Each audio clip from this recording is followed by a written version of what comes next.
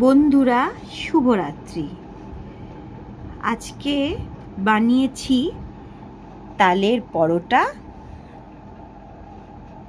আর সাদা আলু চচ্চড়ি।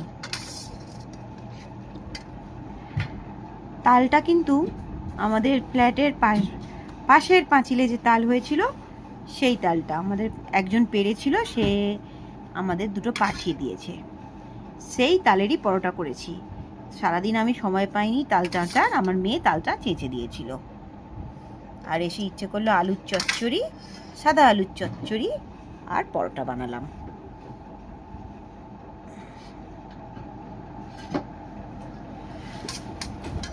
আর পরোটা আমি কিন্তু এটা আটা দিয়ে মেখেছি। তালের পরোটা আটা দিয়ে আরও সুন্দর হয়, তবে শক্ত হতো আগে।